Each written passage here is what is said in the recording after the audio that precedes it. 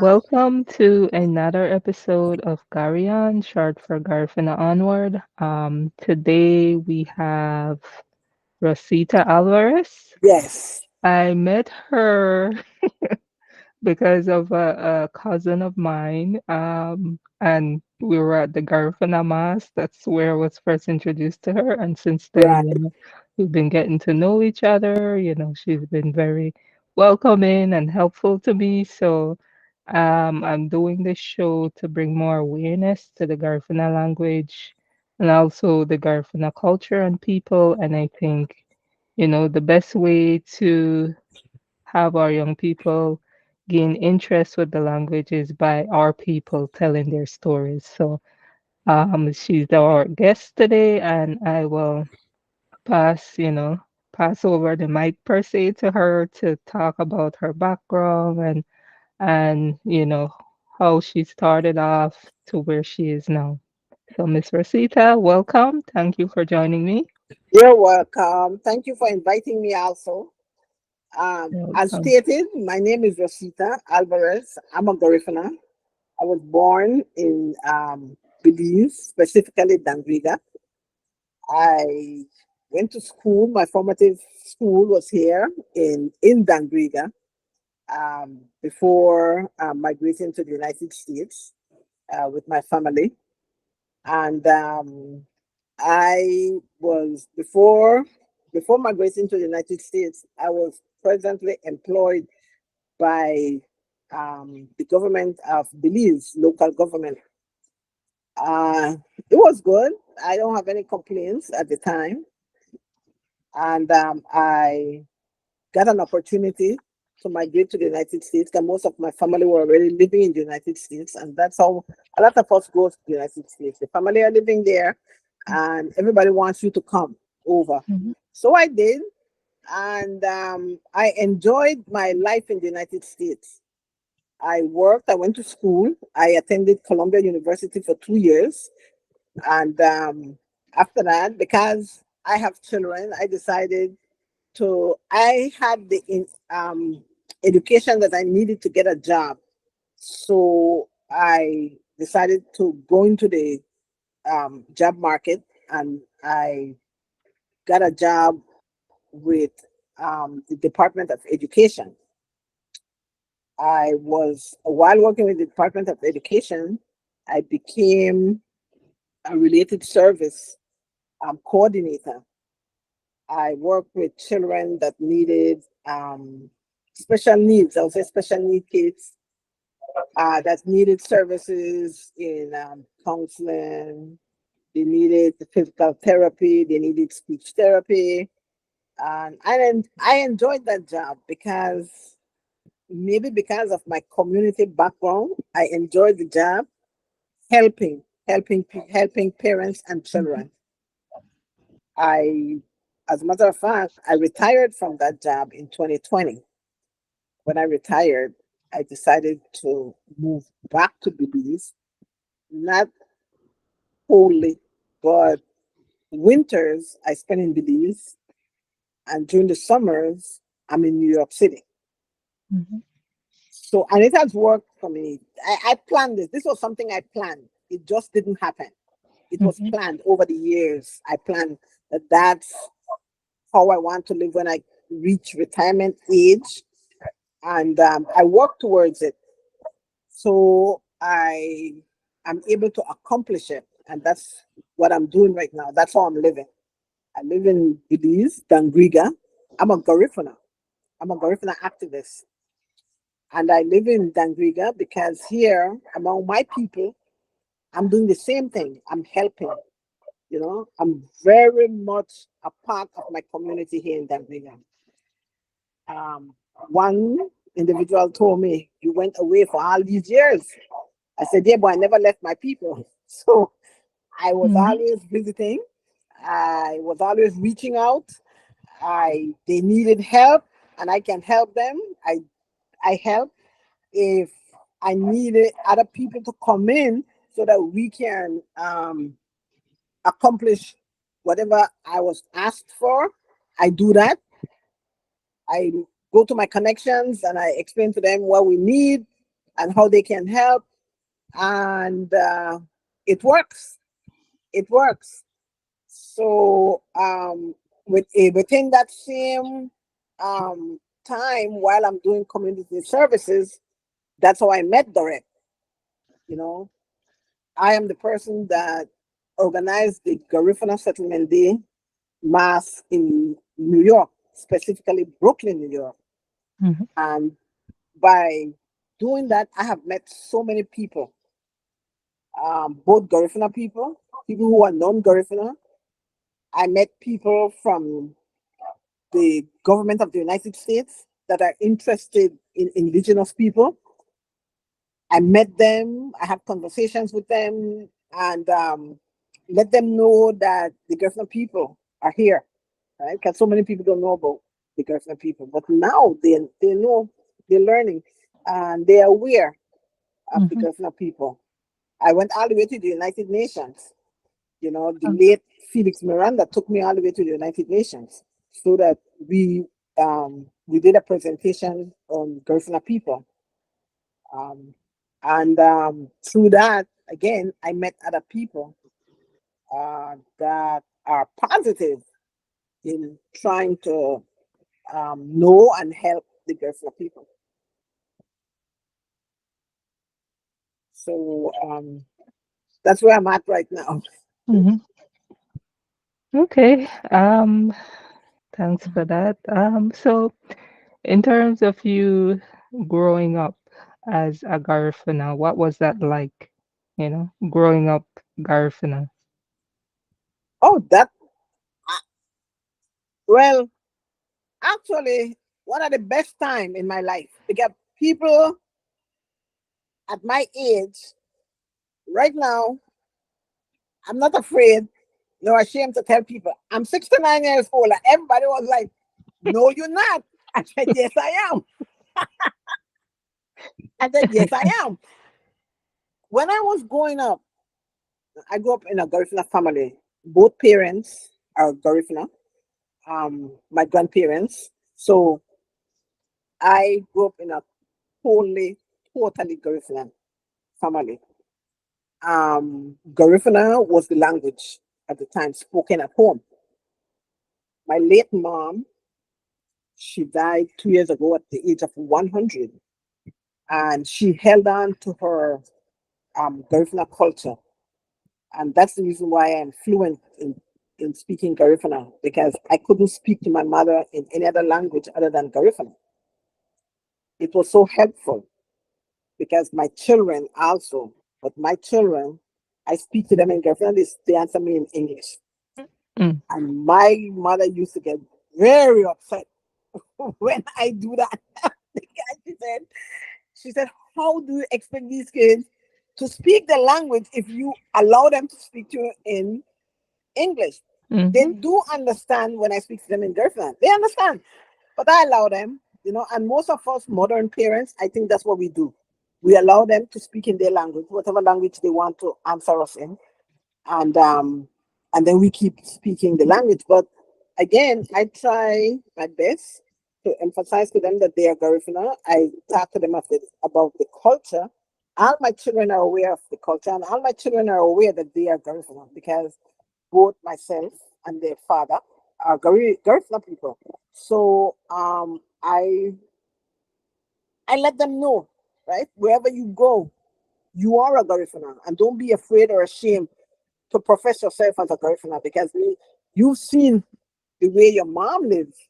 I go all over the place. I'm telling you, I'm at the United Nations and I'm speaking my language, and everybody's surrounding me. They want to know, well, what language is this? And I start to explain to them, right? mhm, So I am never ashamed of speaking my language. I am never ashamed of wearing my clothing.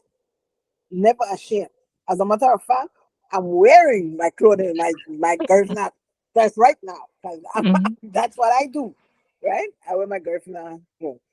And growing up in Dangriga, uh, I left Dangriga at the age of 25. That's when I left Dangriga. And I was actively engaged in the community, in the Garifuna community, with elders. There's a lot of learning that you get from the elders also because they pass down a lot of history, you know. So I am one of the fortunate ones, and there are others who are able to, I guess, boast of their knowledge in Garifuna because they grow up in the community as a Garifuna. Hmm. So I know you said your kids, you're fluent, but your kids understand it but respond in English, let's Yeah, say. yeah. How important do you think it is for our people, Garifuna people, or younger people to embrace not only understanding, even though some people do not understand either, but Right. but they know, let's say they're young people, they're teenagers or young adults. How important is it to learn the language or to um or to or to motivate people to learn the language? How important is that? It's very important because who are we without our language? Right? And we can't keep adapting other language and at the same time disregarding our language, the Garifuna language. Parents like myself, that's the mistake I did because I allow my children to speak to me in English, basically American because they're American. I allow them to speak to me in American when I speak to them in Garifuna. Now and then they would talk Garifuna, and so I would say, and I would take my life and my children as an example that my children speak the language when they have to. Mm. When they have to, they speak the language. They're not fluent, but they understand. They understand. You can talk about them in Garifuna because they understand. And when it comes to that point that they have to speak the language, something like that happened before. That one of my daughter, who is in the military, she travels the world. She was at the time she was on one of these huge trips. I think it was the USS Enterprise. When she met some two Garifuna men, they were young men like her in the military. They were in the Navy, and they they were talking among themselves. And she, on the other hand, at that point was their superior, but they were talking about her because they didn't want to like really respond to some of the things that to whatever um uh she was telling them to do. So they spoke about her in Garifuna, not realizing that my daughter is Garifuna. Oh my. So my daughter stood. She when she talk about it, we always laugh. She always when she talk about it, we laugh.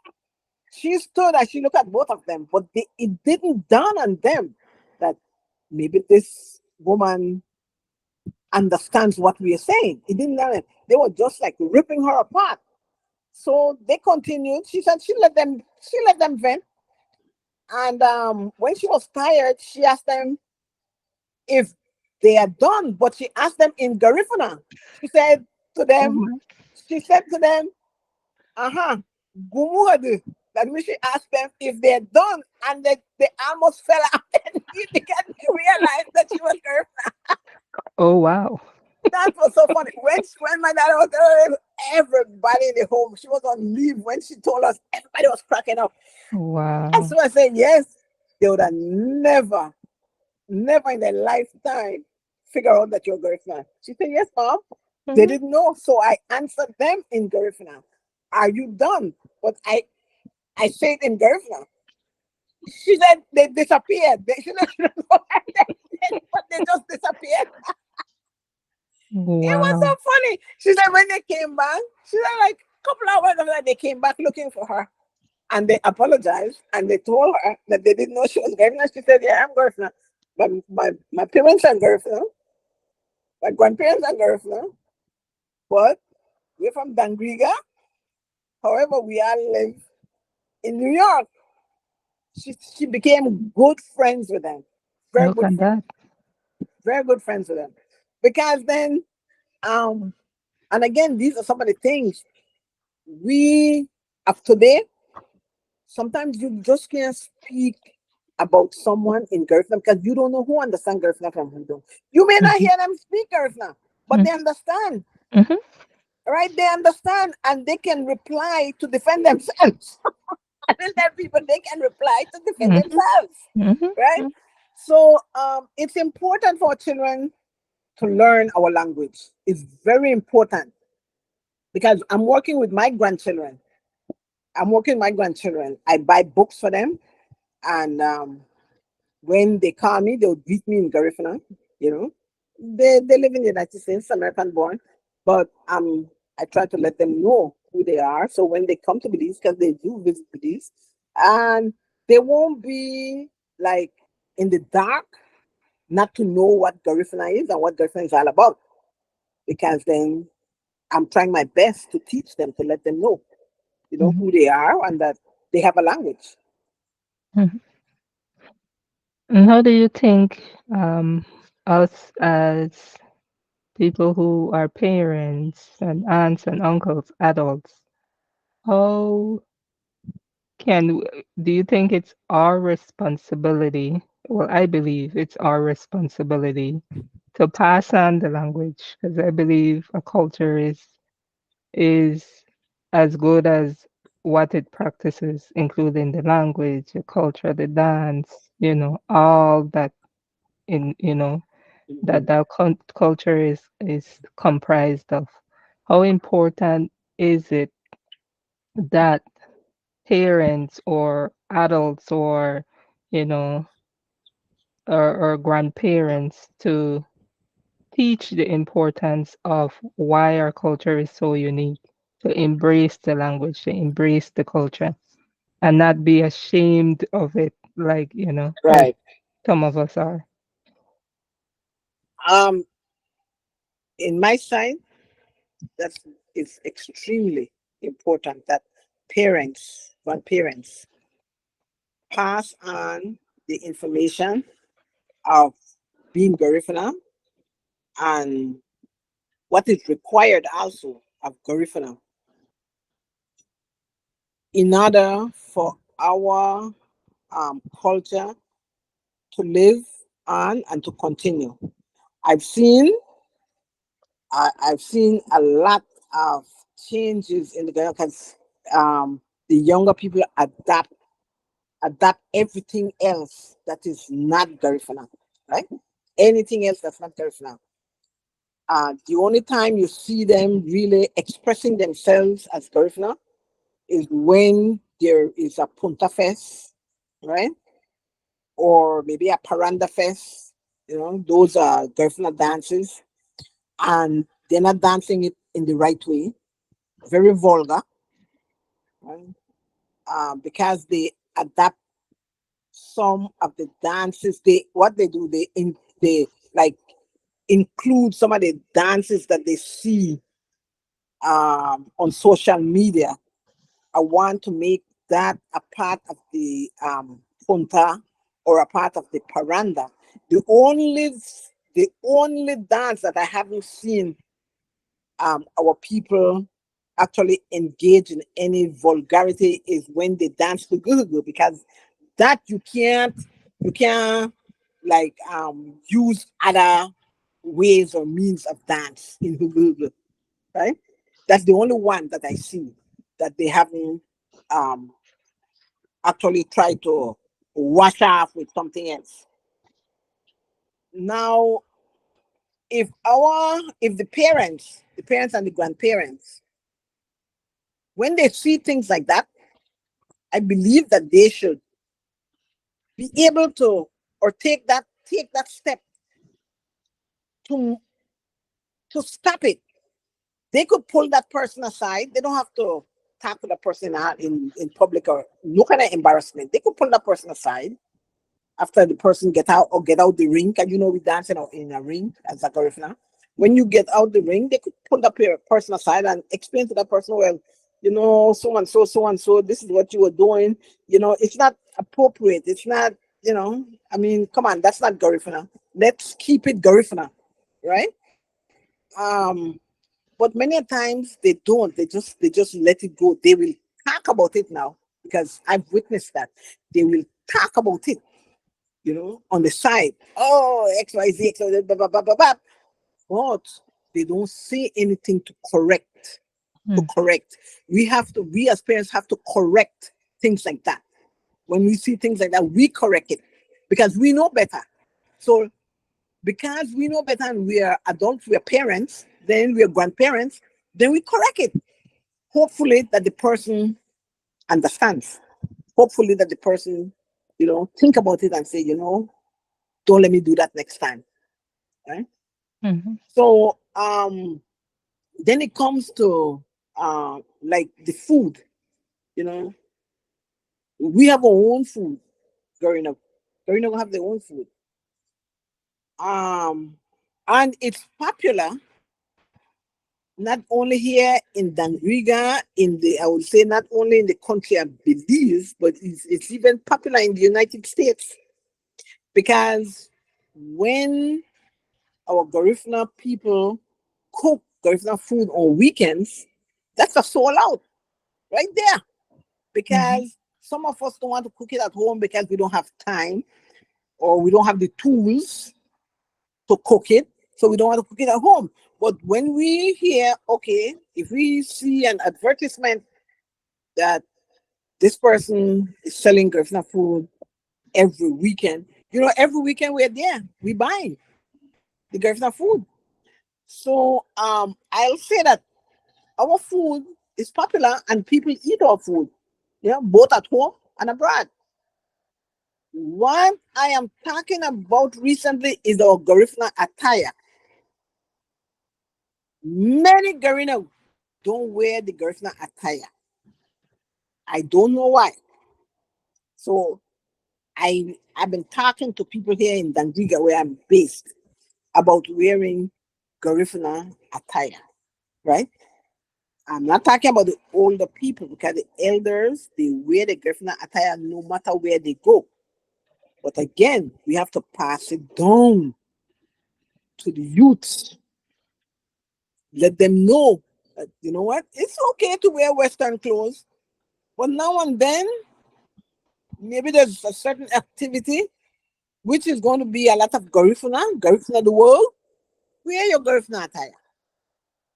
Wear your Garifuna. Show yourself that you are a Garifuna.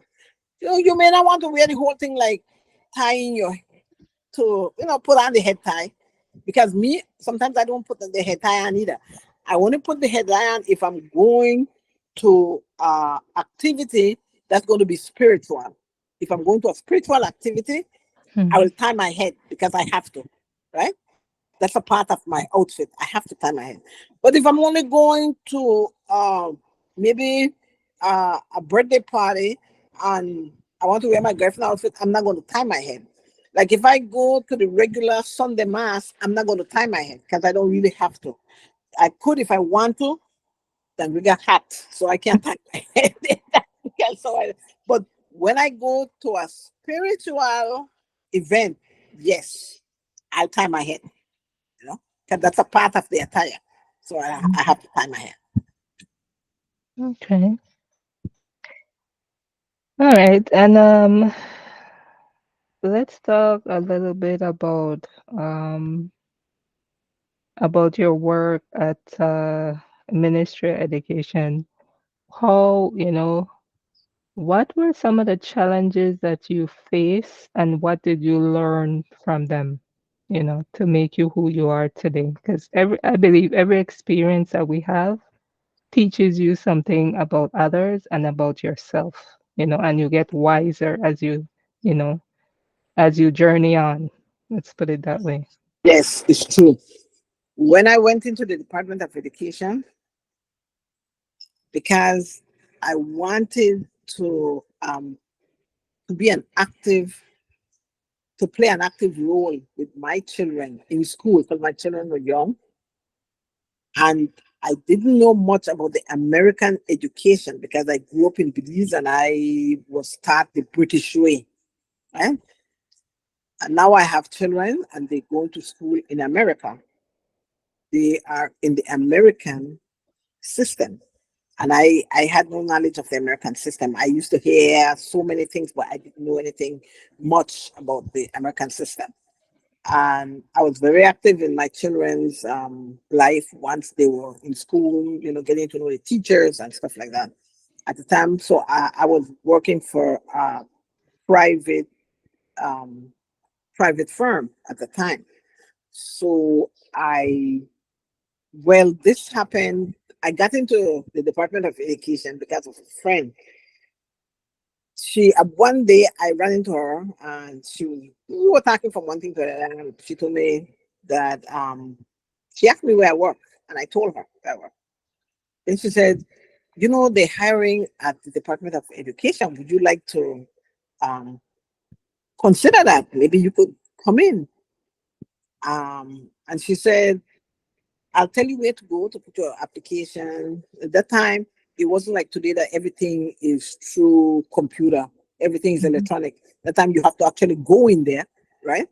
Get the form, fill it out, drop it off, and like that. So I told her, you know what? I think that's a good idea because my kids are in school. I need to go in there to learn about the American education, so I'll be able to help my children. Mhm. So I applied, and God was with me. I got a reply. Within a reasonable time. I got a reply, and I was called in for an interview. I went for the interview, and I'm going to tell you something. Sometimes God put you at a place where sometimes you never think about it, or you don't even dream. It's in your wildest dream that the person who interviewed me was one of my professor when I was going to Colombia. It What? was I'm telling you, God put you at spot. Mm. When I walked in there, she stood up. She said, I saw this name and I said to myself, I know this individual. Or maybe it's not. He said, this individual, I think I know this individual. And when I stepped in there that day, she came to me and she told me, she said, what? She told me, she told the other three people who were interviewing, she explained to them that she know me. I was in her class, and that right away she gave me such a good recommendation. She said, this woman will be of a lot of help. She's going to make things happen here. And I spoke with them. We had the interview, and then I left. Tell everybody thank you, and I left. The following day, she called me. She said, "Can you come to the office? We want you to start. We want you to start training." I told Wow. her, this is a joke, right? She said, "No, no, no, no. I want you to start training." I said, "I can't come to the office. I'm in a job. I have to give them. I'm on my job." I said, "I have Mhm. to give them notice." She said, "Okay." She told me, "Okay." She said, "How long you want?" I said, "I have to give them at least 2 weeks notice that I'm going to quit." You know. So she said, "All right, go ahead," and I did it, and I went. At that time, there was still 110 Livingston. That's where I was interviewed, and that's where I worked for many years. 110 Livingston, and in Brooklyn, which was also to my advantage because I live in Brooklyn. And I started working, and the job that was assigned to me was to work with related service coordinators. That was the job that was assigned to me. At that time, it was those old computers, just a little, like just a small little object that you were working with in with the computers, and it helped me so much with my children because then I don't have any. child of special needs, but I use my job to help me advance myself. Like when I go to parent teachers conferences with my children, I had already started to learn about the American education. Some of the things there I wasn't too happy with. Like I said, I grew up British. I went to school British, but that was the American way. So I had to learn and I had to work within that means. And I Mhm. did. And honestly, it worked for me and all my kids. It did work for me and all my kids because I use what I learned within my job to help my children. And what I don't know, I ask. And I always tell people, when you don't know something, ask. Don't be afraid. Don't be ashamed. You Mhm. ask because that's the only way you're going to learn. You learn by asking, right? So Mhm. you don't know something. Something happened in school with your children, and you don't know how to approach it. You know somebody at work. You go to them. You talk to them. You let them know X, Y, Z, and then they'll tell you, "Oh, okay, maybe this is how you could approach that. This is how you could approach that," and and then you go back and you use it to help yourself and your family. So, working in the Department of Education all those years was a blessing for me. It was a blessing for me, for my children, and it went all the way to my first two grandchildren. My first two grandchildren. Mhm. That helped me, was able to get my grandchildren um into preschool because I knew the different preschools. I knew the good ones. I knew the ones that I could, put them in. And my grandchildren today, my first two grandchildren, all grown, graduate, have their degree, and working. Mm. You know? Amazing. Yeah. And in terms of special education, where do where do we, you know, how do you see how we've progressed in teaching special needs kids? How can we better invest in their education Is that as a society, as observers as well? Because a lot of us see, you know, all of us don't understand, what it takes to teach a child with special needs, and I personally have, great respect and appreciation for those who do, yes. and even more so today. It's not easy trying to train these young people or young adults or even older to try to live as normal a life within our society as possible. True. It's not easy. I could say use the word difficult for parents who do have children with special needs. My work with them was very limited because then I'm not a teacher. I never taught in my life. I was more into the clerical part of it. I'm finding resources. That was my job, finding resources for parents to help with their children. Um, in the United States, there's a lot of resources in the United States. The only problem we have in the United States is because it's political. Everything is politics, you know. The teachers are not like given at least that total control or opportunity how they can develop the right curriculum for the children, those who are in that field of teaching. All the politicians want to have a hand in it and they don't know what they're doing. So our children started to suffer. Then they decided to split up the schools to this and that, whatever, unnecessarily. But again, money and politics often ruin good things in the United States. Here in Belize, um, the special education in Belize is extremely limited because even though we have those kids here, we do have those kids here, but I don't see so far. So far, maybe they're still working on it. So far, I haven't seen any intense effort to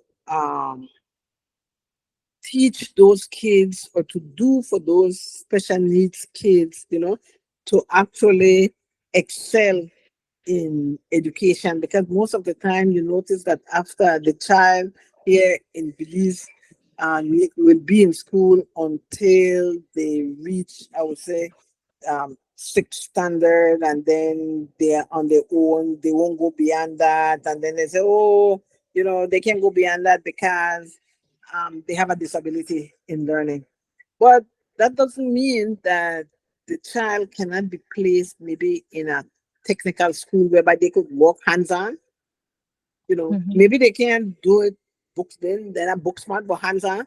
But I don't see that here in Belize. So even though I've recently I've heard on the news that teachers talking about that, trying to find a way to have these kids go into some kind of technical field instead of just having them walking around town and not doing anything.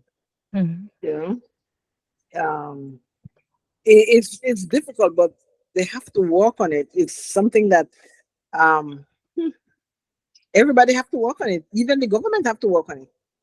Mhm. Because these things require a lot of money, finances. They need finances. They need support.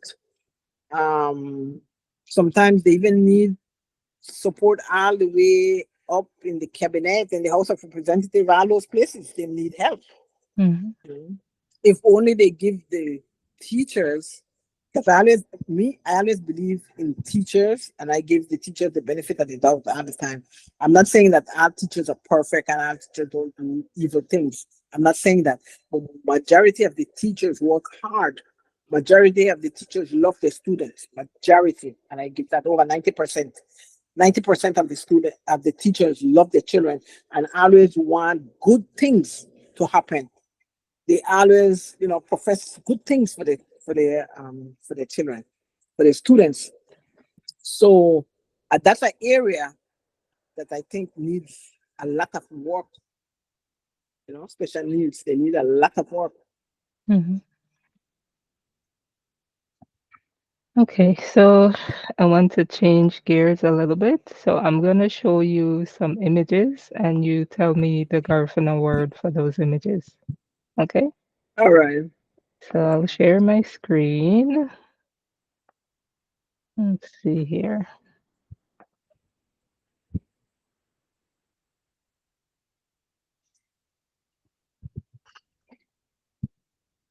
Okay, this is the All first right. one. The flag, Hmm. the flag, right? You have up the Garifuna flag. Yes. Okay. All right. Lofani the Garifuna. And what does the Garifuna flag mean to you? Well, the Garifuna flag, girl, I was in a big controversy because of the Garifuna flag. I was fighting right, left, and center. Because when these so-called intellectuals that came about yesterday, I wanted to change the Garifuna flag. I was one of the biggest advocates. I was on every Garifuna talk show talking about my Garifuna flag, that it was not going anywhere. Because this Garifuna flag, you know, we, the Garifuna people, are the only people in the world that has their own flag. Everybody else have the flag of their country, Mhm. except for the Garino. In 1922, that's when this Garifuna flag was founded by Thomas Vincent Ramos here in Dangriga. Like I said, it remained black, white, and yellow. Some some people now want to show it off as yellow, white, and black. And my thing is, are you ashamed of being black? Why would you reverse my flag? Because the man who founded the flag, who founded Garifuna Settlement Day, which is now a big thing worldwide, right? He founded the flag as black, white, and yellow. Now you come with your 2 cents education you got yesterday. You want to change the flag. Why? So I always fight for my flag to remain black, white, and yellow. Right? Mhm. So that's our Garifuna flag. Lufani Diran Garifun. Black Wuriti. The top black is Wurit in Garifuna. The middle is white Haruti. And the bottom, which is yellow, we have Garifuna words that are Spanish, amarillo, the yellow part. Mhm.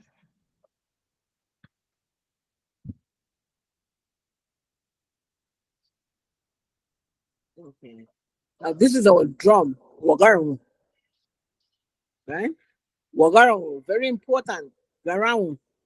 In anything Garifuna do, this is the heart of what we do, of what Garifuna drum, Garau. We use this in anything. We use it at our home. We use it to celebrate our mass. We use it when we go to the Dabuyaba, which is the temple to do our spiritual activities. We use those drums. So the drum is a part of the Garifuna being, the Garang Garifuna. Oh, and now this is my brother over here. This is my brother. I mean, Bishop Larry. Bishop in Garifuna is Obisib, Oh, bless you. right? Obisib in Garifuna, Bishop Obisib Larry, right? Bishop Larry is my neighbor. Was my neighbor. Now he passed on. He was my neighbor. We went to school together. We would walk. Then time in those days, the yards in Dangriga were not fenced around like now. So we would go from yard to yard till we get to school because we all attended Sacred Heart School. Sacred Heart School is still there, right? And the church, the Catholic Church, is still there. But I always tell people I knew Bishop was going to be a priest. Bishop used to always walk around with Bible. And that time we were young. We were young. Nobody, young people that walk around with Bible except Bishop. Bishop used to walk around with Bible. So I went, like I said, I migrated and Bishop stayed behind, but I still communicated with Bishop. Every now and then when I had time, I could find him, I would communicate with Bishop. So up to the point that when I started to bring him to the United States to Brooklyn, New York, to celebrate to officiate our mass for us. And he would come every year. I told him every year he would come. And I find that he was so happy when we met again with me and three others who went to school together. And I would get everybody together who knows him every year when he comes so we could greet him, make him happy. Then eventually I get to know Father Mason, um, Edward Mason, and Father Mason accepted the Garifuna people. He adopted us along with Bishop.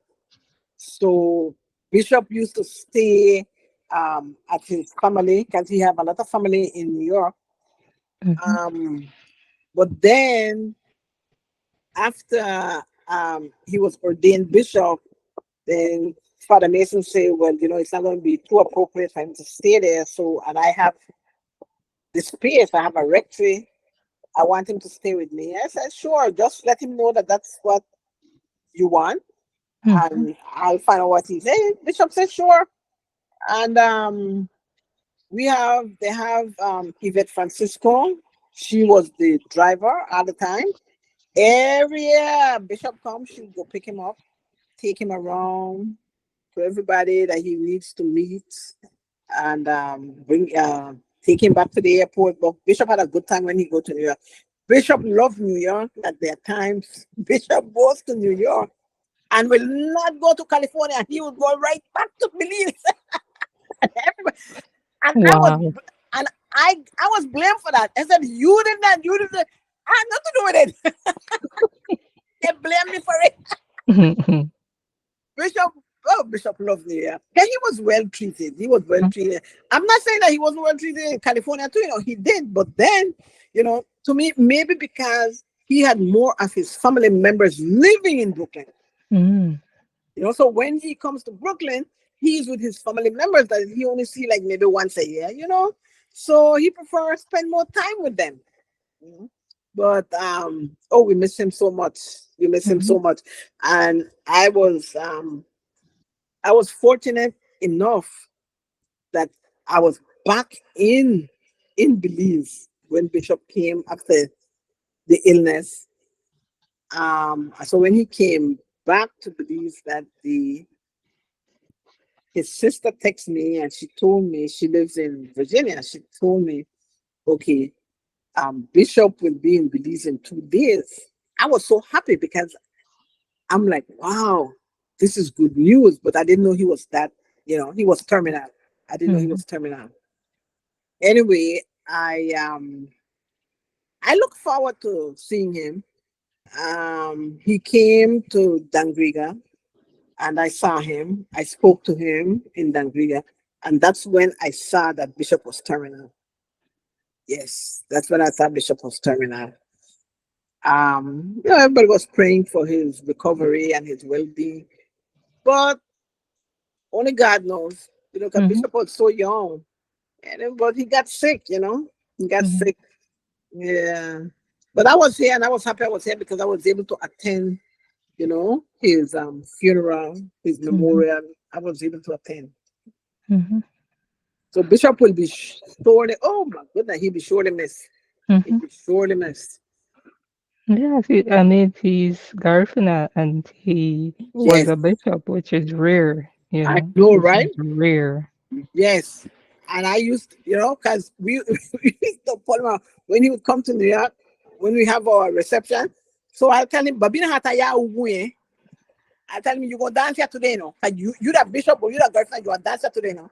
Then they tell me, um, mm, don't do that, man. Don't do that, man. I said, you are dancing here today. You know? Every, Mhm. then my friends will say, if nobody can get Bishop for that, she can get Bishop for that. And then me and Bishop go up together, We used to sit on the coconut tree and eat Johnny cake and eat food. Where we don't know. We go up together. That's the difference. That's the That's difference. right. Mhm. Yeah, rest in peace, Bishop. I know. Mhm.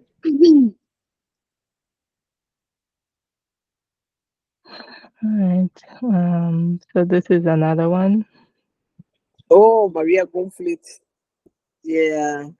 I think this song was written by Grandma Bia, Yeah. Hold it. But everybody can Grandma Bia because she had a very large name, but for the smart, no short name, we used to call her Grandma Bear. And this is a very good song because this song is talking about, I don't know, she is of the Catholic faith, you know. So Maria Gumfleet will be Holy Mary, or others could say Holy Mother of God, and she was asking for the kindness, the goodness towards our people. And she asked that all the angels, would bless us or speak for us to God, because they're the mediator between human and God. And Grandma Bear used to just sit and write a lot of these songs, and there's a lot of them. Some of them we know, some of them we don't know how to sing it, but they are popping up one at a time. As people find them, I guess, in their file, they release them. Um, so I love this song. I love this song because it asks that um, when we come to the end of our life, right, that it should be good. It should be a Excuse me. blessed one when it comes to the end of our life. That's what she's asking here. You know, it's a very good song. Mhm. And how would you say song lyrics in Garifuna? Urem, Urem. Dumure, you would have said Dumure no Urem. Tumurelu, Urem. Rem, Song, Urem. Yeah.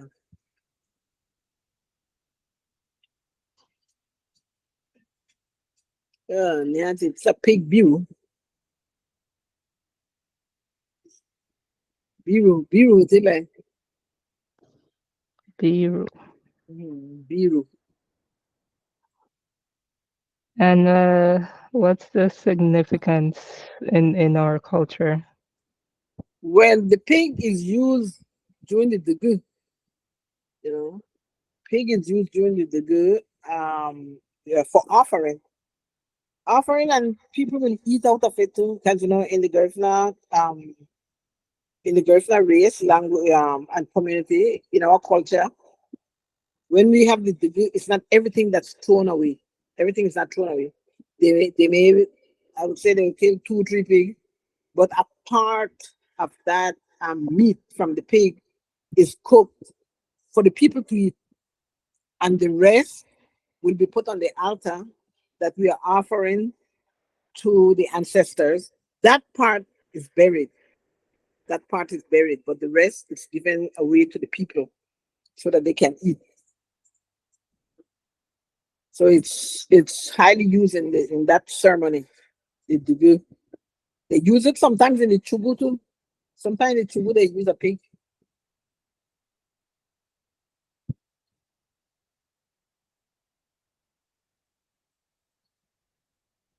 A guy, rooster. It's also used for the degree. Um, a lot of the um, hen, actually they don't use. I don't. The rooster. You don't have to clarify that, but the rooster is not really using the degree. No, it's the hen. The hen. They mostly use the hen. Here, I would say here in Belize, they use the hen. But I was told one time that, like in Honduras, they use hen or rooster, anyone, right? Yeah.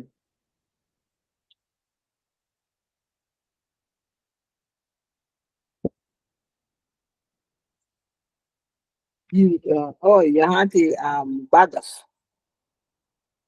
bagas cow. But well, the cow, I don't know of the cow being used in our TV.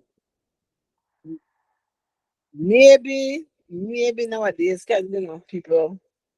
But I know I haven't really know of the cow being used in our TV.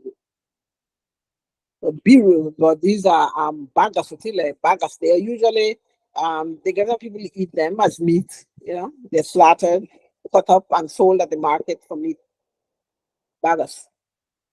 They use the milk. They get the milk from them and they sell it at the stores.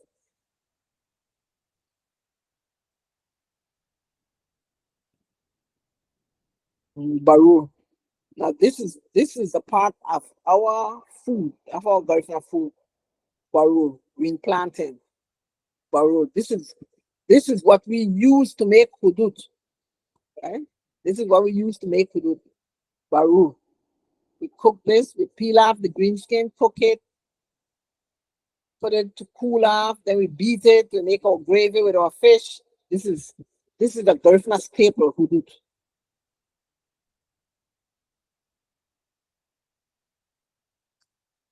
Wait, I think let me see. Uh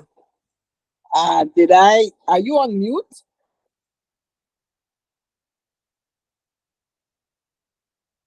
Yeah, Okay, I eh, got you now. yeah.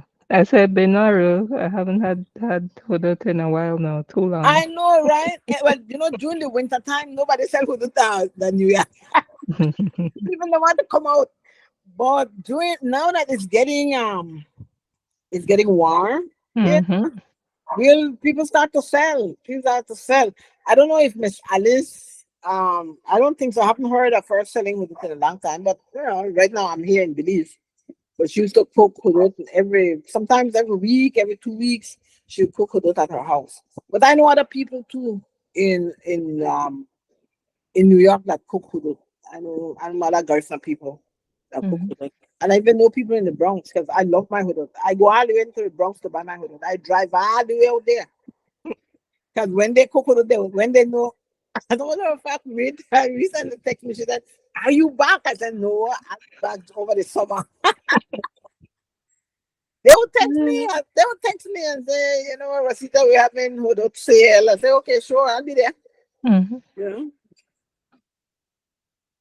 You know, I drive anywhere for any Garifuna event, anywhere I drive, I'll That's get the there. difference between you and a lot of us. Once you hear about it, sound like you're going. Oh, yes, I'll go. I'll be there.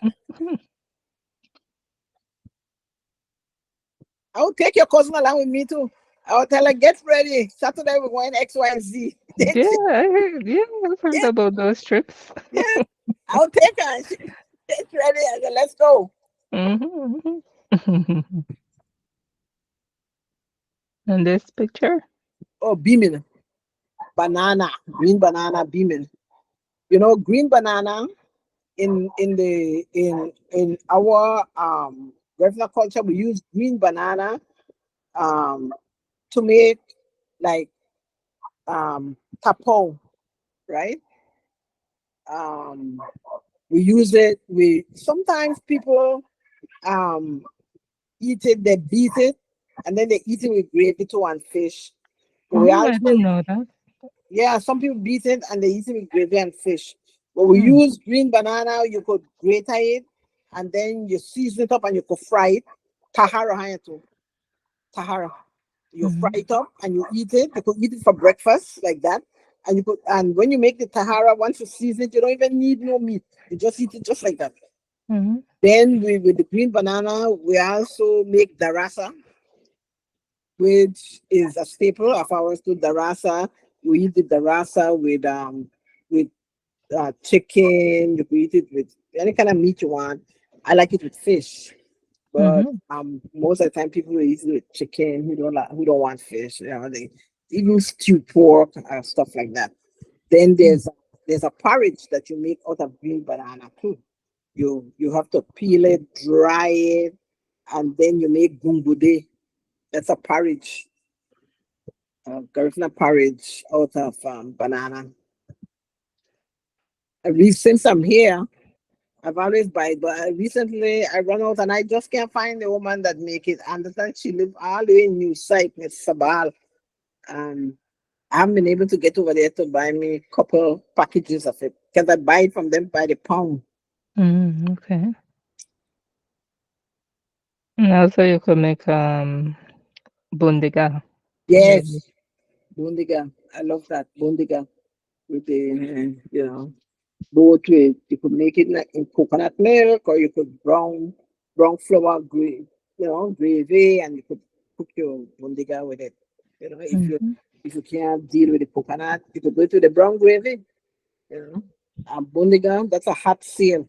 There's a lady where I live here. There's a lady on Ramos Road that sells bundiga like on Friday. You better get there early. mhm, You better get there. Let me tell you, line. Huh. Because people don't want to cook these things at home anymore, so they prefer mhm, buy it. You know what I'm saying? mhm, They mhm, prefer buy it. So once they know who cooks it, they're there. You know, you're not gonna even have a leftover. Not even the gravy leftover. Everybody want, oh, pour the gravy in here. Yeah, no gravy, no leftover. Yeah. And that lady, Miss Caridad, she's from Honduras, but she said I asked her how long she's lived here. She said she's been living here for the past 10 years. Oh wow. She moved to Belize and she loved Belize. She said she loved Belize. Mhm. And yeah, then eventually she said she brought her children over. So they all live here. They live back there in Bengushi area. Okay, They cook, nice. yeah. She cook bondiga, she make darasa. And every Friday, Saturday, you go find her right on the Ramos Road. And she's there like from 10 o'clock, she's already there. Because one time I went a little late. I said, you'll need it by 12. So when I got there was nothing left. She said, no. She told me you have to come early. Mhm. Oh, wow. And I'm not far away, because Mm, I live by the reservoir. I'm not far away mm, from where she's at.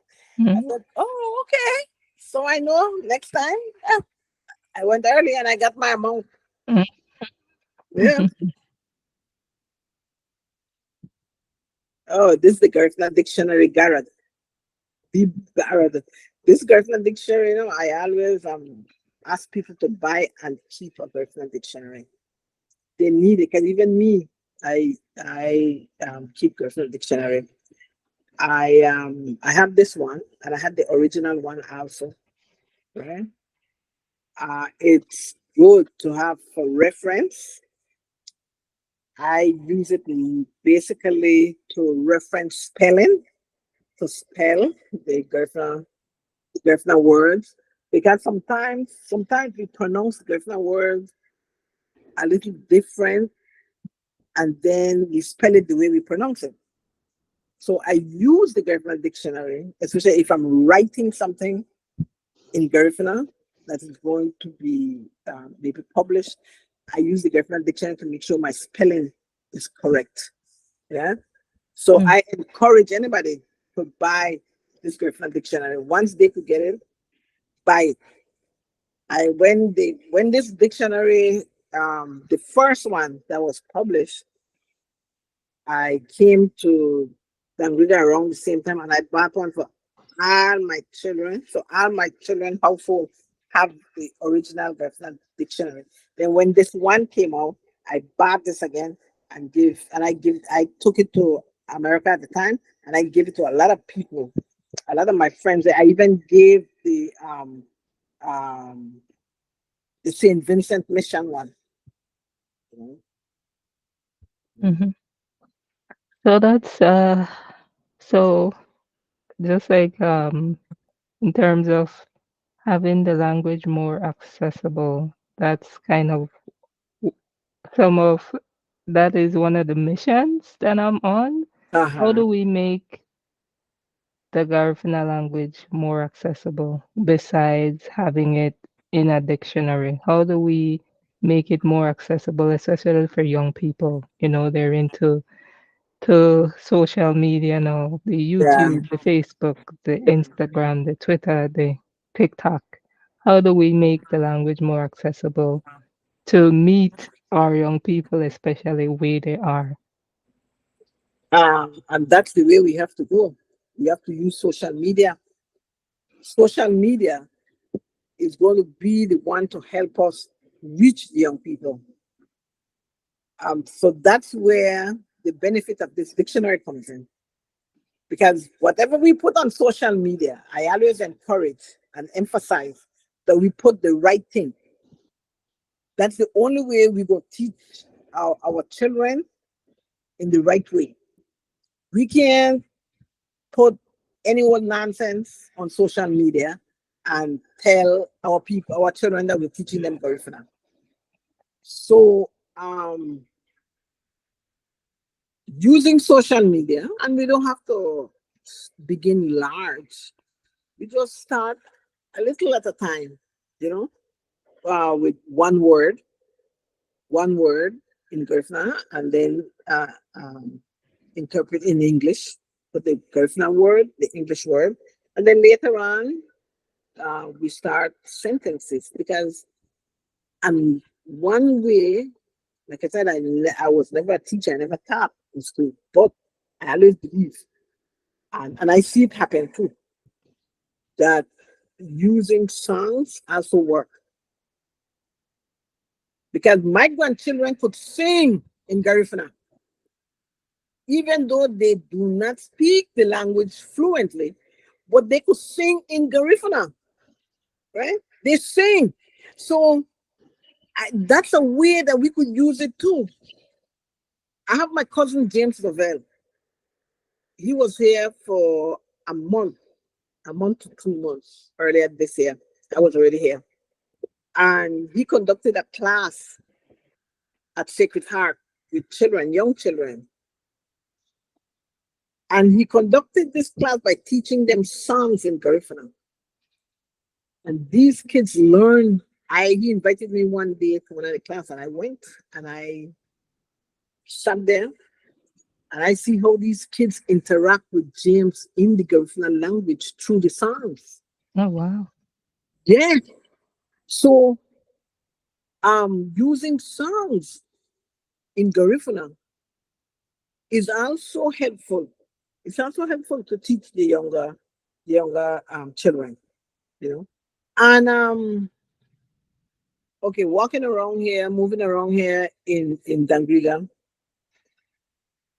the there's a lot of band, there's a lot of Garifuna band, there's a lot of the DJs, that play Garifuna music, and you see the young adults, they be singing and singing, but when you talk to them in Garifuna, they can't respond back to in Garifuna, but they sing the whole song in Mhm. Garifuna. And then one day I was there by the Pablo Lambe building, so I told one of them, I said, "Wow, you sing good. I like that. But when you don't want to talk, girl, then he look at me and then he say, Auntie, I don't know what talking about for singing." It's so funny. Mhm. There were two other people with me that burst out laughing Mhm. because all we need to do now, I think, is get those same get those same youngsters and start to I guess encourage them, translate to them, because they know it, they sing it. So now all we have to do is maybe translate into English so they could know what they are singing in English and let them continue it with Garifuna, you know, because Garifuna is not lost. It's not lost. It's just that we have to find a way, Creative ways to yes, reach to reach people. them, Mhm. to reach them, you know. You always hear them singing because the stadium is right up the street from me, Carl Ramos Stadium. And when Mm. they have football, after football, there's a Garifuna band there playing. And you see all these people now attended the basically young people, not young, young adults that attend the football game. They be dancing and singing in Garifuna because they mostly use the puntaraka and panda and that's the music they play after the game, and the kids Mhm. and the young people will be singing. They be singing and dancing and you know. So sometimes I be standing there on the side about to walk out, and they be walking out, they going, and then they're singing in Garifuna. You know. So I always say Garifuna is not lost. It's just that we have to find a way to reach those people. You know? We have to Mhm. grab their interest, no? We have to find something to grab Right, their interest. right. Mhm. Totally agree with you. And those are some good suggestions as to how to reach our young people and bring, Bring message them in. across Yeah, bring and them. have them want to learn the language. Right, right, Yeah. right. So I'm constantly thinking of ways of how we can do that, and this interview here is one of the ways that Uh-huh. I think, we can grab their interest, Yeah, yeah, and have our people tell our stories and have them learn right. why it's important to learn Garifuna and also Yes, yes. introduce them to these few words. Right, right. Yeah. That's what we have to do. Yeah, that's true. Little by little, Little by little, yes. yeah, and Yes. then we'll get it because Mhm. the Garifuna is right there. Garifuna door is there. It's not going anywhere. It's not going to be lost. We just have to reach the youths. Because they're the next generation. They're the Yeah, ones who will carry it on for us, exactly. after we're gone. Right, right. Right. Definitely. All right. So in terms of, I know you were an administrator, or you help teachers. You work with the Ministry of Education. You are a Garifuna activist. You're a parent. But what other talent or hobbies that you do, on your downtime? Well, most of the time, okay, I'd have to go when I was still working. right? In New York City,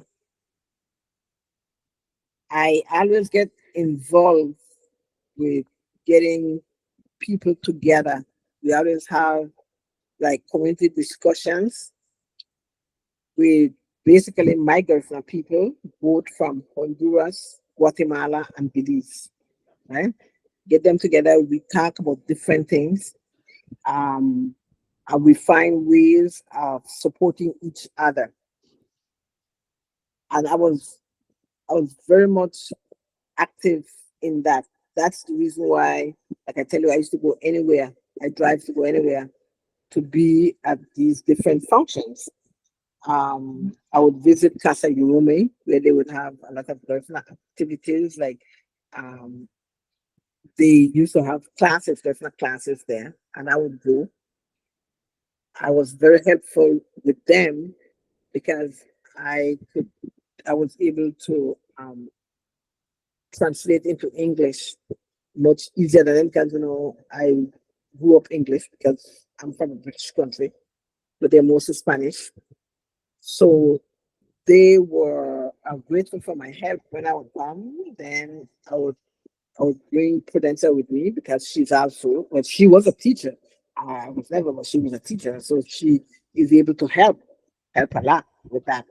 Mhm. And yeah, that's how we did it. Then we did activism like in getting the Garifuna language into the Department of Education. All that I did while I was there. Really? Language, yeah, that's why we have the Garifuna language as one of the languages of the Department of Education. I Now didn't that know was, that. yes, is that took place in 90 when that took place from 93, 94. We got that into the Department of Education. That was the late Felix Miranda, myself, late Nietzsche, Auntie Nietzsche, was there. Dionysia Maya, she's late. She was one of those that helped, that worked to get it in. The Who was the person that helped us at the time with that? Oh, I think it was late. She's also late. Sakasa, Miss Sakasa. She's from Honduras. She's also late. And to um we were able to go all the way to Albany to get that language into the Department of Education, and it's still there up to today. And Amazing. with us working on that, helped a lot of the Garifuna children from Honduras and Guatemala were able to get services. They were able to get services because the Garifuna language was there.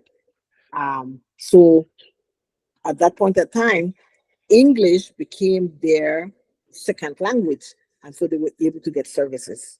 And Amazing. Congrats on that, huge accomplishment. I did not it was, know, oh yeah, that was even implemented and that exists now because of it you is. and the group of people that you work with, Yes, to make that it happen. is. A whole group of people, and Thank you for that. you know, at that time, I was, like I said, I was working at 110 Livingston, so I was inside where all the big wigs were.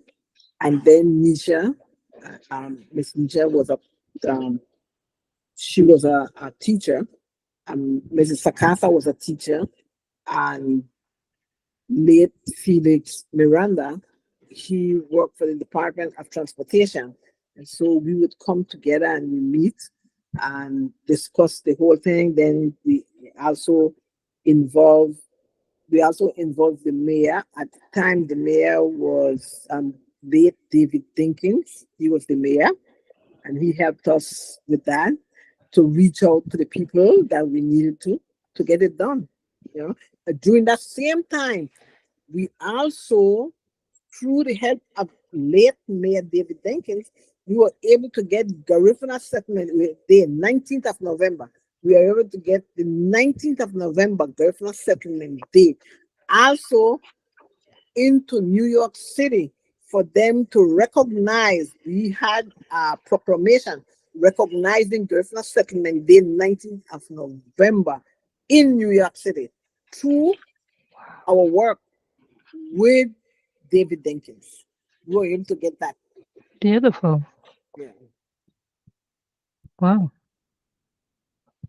So how, having the experience with community and activism, that you have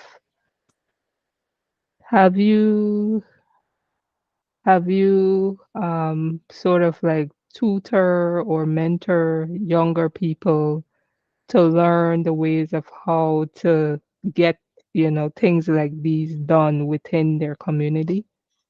Not And how really, important do you think it is to have our young honestly, people learn these skills? honestly, not really, but that's something I have two people along with me right now. We're trying to work on here in Dangriga, right? Here in Dangriga. When I came to decided I was going to be living here, I joined National Garifuna Council and I was asked to be on the executive board. So I am working on that right now. As a matter of fact, I think next week we're supposed to meet to work on that to open Pablo Lambert building to have it available to for young people to bring young people in there for us to teach and train them and guide them how Mhm, to become um, activists for our people, our Garifuna people, because mm, everybody else have those people working for them except us, you know. mm, And I've mm, seen that here since I got here. I've seen that here. So we are. I will be working on that now. I'm trying to mhm, get them. Yeah, I'm trying to get that open. We'll do it at least 3 times for the week because the other two people who will be working, they could do it. Um, so we'll settle on the days, but we'll do it 3 times a week. And definitely Saturday is going to be one of the days because you could get more people out on a Saturday morning because there may be people who are working and they would like to be a part of it, right? So Saturday going to be one of the days, and then we'll use 2 days in the week to put the classes together and try to get help. So we'll be as soon as we get together, we'll be reaching out to people to help us with computers, maybe just the laptop computers, a notebook, whatever, whereby we don't have to keep it at the site. We could always bring it to mhm, our home for safekeeping and just bring it again when the classes resume. mhm. And how are you gonna go about recruiting young people? Because when you said you're, working on this initiative, I'm thinking of, the football games that you say happen not too far from where you live, and then young people mostly attending it, that Yeah, could be a location where you could exactly. have members of your committee, be there and speaking with some of the young people and, having them join and be a part of, this new initiative. Yeah, right now we are working on flyers. The flyers are being um, created. So we'll start by going to these places and issue flyers, which will include telephone numbers so that they can call. Right? And then Mhm, we'll go. We have DIFA that has opened the door for us that we could use DIFA. So mhm, we'll be on DIFA as soon as we get this thing up and running. Um, I was looking for Francois, but I haven't seen him yet. Probably he's in the States. Okay, he has a nice studio too. He transmits on Thursdays. So he has not been around. So maybe he's in the States. So those are mhm, the medium that we're going to be using, right? mhm. And then also the grassroots, hand them out, Yeah, that's what we that's do. the best way. To And go we go, we to the talk, we go communities, talk, go to these yeah, we events meet and talk people, to people, you know. yeah, we tell No them, we better way talk than them. that. Exactly. Live and direct and in Yeah, their faces and make them know you mean we business. invite them to come in, Mhm. And So come have on. these little mixer events too, you know, Right, cultural events to draw right, them in, because right. those things draw in That, people. oh yeah, oh yes, oh yes, oh yes. Hmm. And especially where Pablo Lambert building is situated, it's going to be Central. It's pretty right, much right, central. very Hmm. central. Hmm. Yeah. All right. Good luck with that, and I'm so happy to hear, you know, that you all are working on such an initiative, and I definitely wish you all the best with that. Thank you. You're welcome. And so my final question would be, you know, we're here for a time, you know, all of us eventually will pass on. Mhm. So when that day comes, how do you want to be remembered? You know, when people say Miss Rosita Alvarez, you know, what do you want them to think? Well, number one, I want them to always say she was a true Garifuna woman. Number one. You know, I always start by when I introduce myself, I always start with that Garifuna. Garifuna no be. Right? Sometimes I say both in English and in Garifuna. I have a political friend. Yeah, when I meet him and he want to introduce me to his friend. He said, she's a Garifuna woman. Garifuna Tugwe, right? He's Creole, but they learn it. Mhm, They mhm. learn it. From you, yeah. That's from me. Oh Wow, my God. that's the effect Yes, that you have on people, exactly. yeah. That's what I want. And I also want to the people to remember that I tried my best to keep Garifuna alive, right? And that I did all I can possibly do to let the world know that we are here, that we exist, and that we have a lot to offer. We have a lot to offer, you know. As you know, Garifuna men and women, they're very highly educated.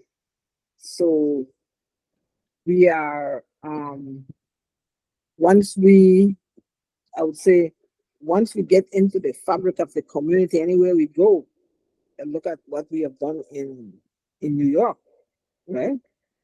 I think we have done more in New York than the people in California, even though there was a thriving Garifuna community for many, many years. But New York came and surpassed them because we were serious on making sure that Garifuna the world lives. Mhm. That's what I want them to know that, I was a part of keeping Garifuna the world alive. Okay. So, uh, I'll let you have the last word. Any last words? First, I want to thank you for inviting me to this program. And I was grateful that I am able to help with a little bit of knowledge to, enhance the work that you are doing. And I wish you well. Thank you. It's not going to be easy, and it's never easy when you have these type of, um, I would say, program that you want to pass on to people, but you have to stick with it. Mhm, Don't, some days will be good. Sometimes you may get someone to interview here or there. Maybe at the end they say, "Oh, I can make it," but don't let that discourage you. mhm, Right? Don't let that discourage you.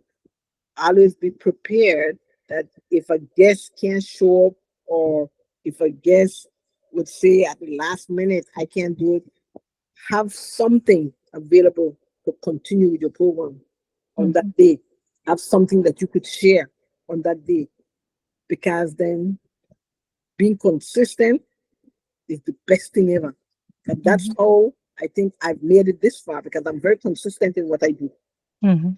So you have to be consistent, you know, and you listen to advice, because it's not every advice you can take. I always tell people that in my children, I said, like, all advice you won't take. You listen, and like my people in Belize say, you take the sense out of nonsense. And I love that. My people in Belize always say that you listen and you take the sense out of nonsense. Mhm. Mhm. But that's what you do. That's what you do if you want to, improve yourself and keep on motivating others.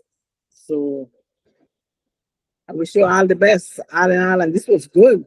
From the short time I get to know you, I could have seen on you that you were a very motivated person, you know, very Thank you. extremely Appreciate motivated. it. Yeah. So just keep up the good works.